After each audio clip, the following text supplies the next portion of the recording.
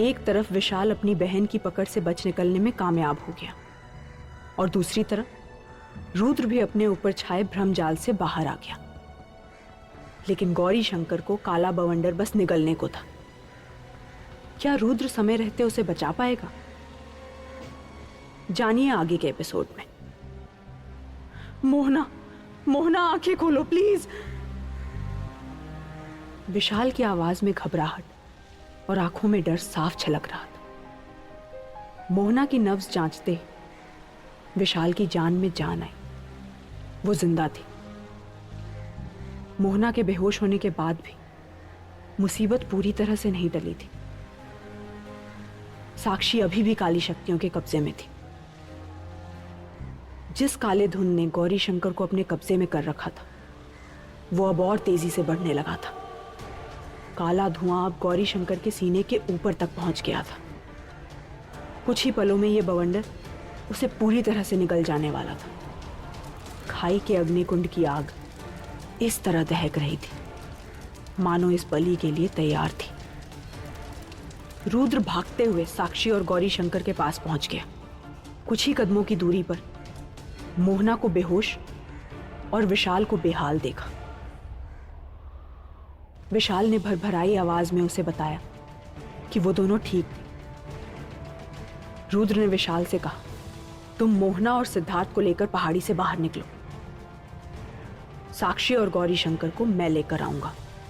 रुद्र साक्षी की ओर पलटा और उसे कंधों से झकझोर कर होश में लाने की कोशिश करने लगा। साक्षी, साक्षी, मेरी आवाज पर ध्यान दो। साक्षी बुत बनकर गौरी शंकर को अपनी लाल आंखों से घूरती रही। रुद्र ने अपनी आंखें बंद की और अपना एक हाथ साक्षी के सर पर रखकर महामृत्युंजय का जाप करने लगा। जहां रुद्र उसे काली शक्ति की पकड़ से छुड़ाने की कोशिश कर रहा था, वहीं साक्षी के अंदर उसकी अंतरात्मा भी काले साये के कैद में छटपटा रही थी। घुप अंधेरे में साक्षी एक कुर्सी से बंधी हुई तड़फड़ा रही थी। रुद्र के महामृत्युंजय का जाप उसे मीलों दूर से हल्का हल्का सुनाई दे रहा था।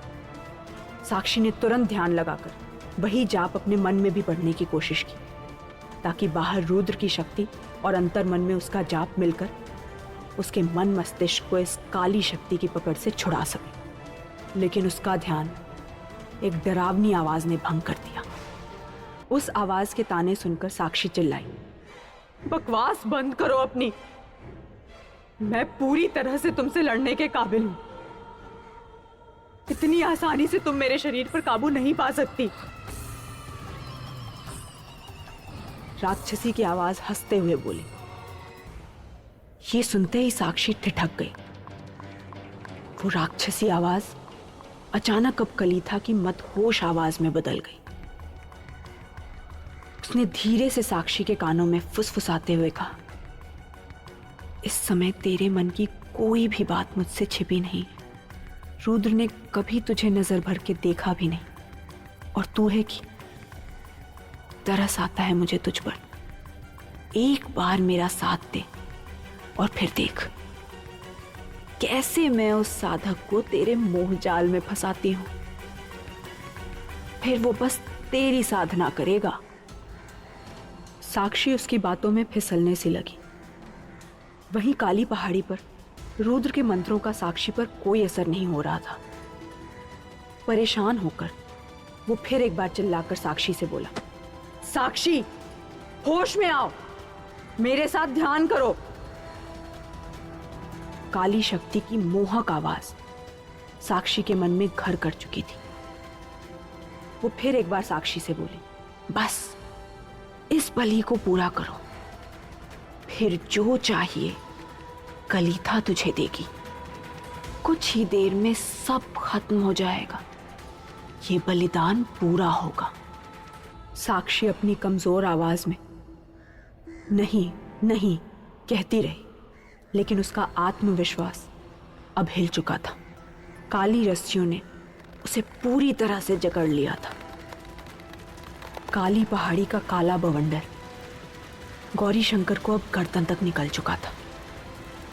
बच्चा अब बेसुध लटका था। रुद्र का दिल बैठा जा रहा था। उसे लगा जैसे सब कुछ खत्म हो जाएगा। वो बेबस होकर साक्षी को होश में लाने का तरीका ढूंढने लगा, बस कोई एक चीज जो उसकी मदद कर सके। तभी उसे अपनी कुर्ते की जेब में गर्माहट सी महसूस हुई। रुद्र ने तुरंत अपनी जेब टटोली और अंदर से एक चमत्कार मणि जड़ा पत्थर निकला। ये क्या था? कहां से आया था? इन सब सवालों में ना पड़ के रुद्र ने बिना कुछ सोचे सीधे उस पत्थर को साक्षी के माथे पर रखा और फिर एक बार महामृत्युंजय मंत्र जाप किया। अपने अंतर मन में कैद साक्षी के कानों में एक घंटे की गूंज उठी। उस गूंज ने काली शक्ति की आवाज को डुबा दिया। रुद्र के मंत्रों की आवाज अब साक्षी को साफ साफ सुनाई देने लगी थी और अपने आप वो भी उसके साथ मंत्र बुदबुदाने लगी। उसकी रस्सियां ढीली पड़ के खुलने लगी। घूप अंधेरे में एक रोशनी सी नजर आई और साक्षी कुर्सी से उठकर उस रोशनी की ओर भागी। पीछे पीछे उस काली शक्ति की भयानक आवाज उसका नाम पुकारते हुए उसे रोकने के लिए बढ़ रही थी, लेकिन वो नहीं रुकी। राक्षसी आवाज गूंजी, तू नहीं जा सकती। साक्षी भागते हुए अपने मंत्र जोर जोर से बोलने लगी, पर अचानक काली रस्सियों ने पीछे से आकर साक्षी के पैर जकड़ लिए। वो मुंह के बल गिर पड़ी। फिर एक काले धुंध की रस्सी उसके मुंह पर बंध गई। बाहर खड़े रुद्र को साक्षी की आंखों में जो रोशनी की किरण नजर आई थी वो धीमी पड़ गई। मंत्रों का असर कमजोर होने लगा। उसे समझ नहीं आ रहा था कि वो क्या करे। तभी वो मणि वाला पत्थर जो उसने साक्षी के माथे पर लगा रखा था जोर जोर से चमकने लगा, मानो उसे कुछ बताना चाह रहा हो। रुद्र ने उस मणि को छुआ और आंखें बंद की। जवाब में सिर्फ एक झलक थी जिसमें रुद्र और साक्षी वहीं उसी तरह काली पहाड़ी के ऊपर खड़े थे। बस इस झलक में रुद्र साक्षी के होठों को चूम रहा था। रुद्र ने आंखें खोली और बिना कुछ सोचे समझे बस उस मणि की दिखाई झलक को सच कर दिया। अपने अंतर मन में काली धुंध की रस्सियों से बंधी साक्षी रुद्र के होठ छूते ही सूरज की तरह दमक उठी। उसके अंदर की रोशनी ने देखते ही देखते पूरा अंधेरा निगल लिया। जब आंख खुली तब अपने शरीर पर काबू पा लिया था।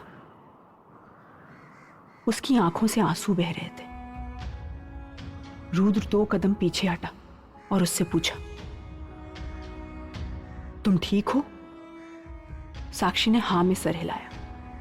इससे पहले कि कोई और बात हो, रुद्र ने देखा कि काला बवंडर गायब हो रहा था और हवा में लटका बेहोश गौरी शंकर तेजी से खाई की ओर गिर रहा था।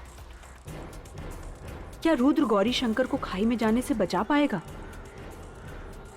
या इतने खतरों पर खेल जाने के बाद भी नहीं बच पाएगी उस बच्चे की जान? क्या साक्षी को बचाने के लिए उठाया रुद्र का ये कदम बदल देगा उन दोनों के रिश्ते की सच्चाई? आगे की कहानी जानने के लिए सुनिए।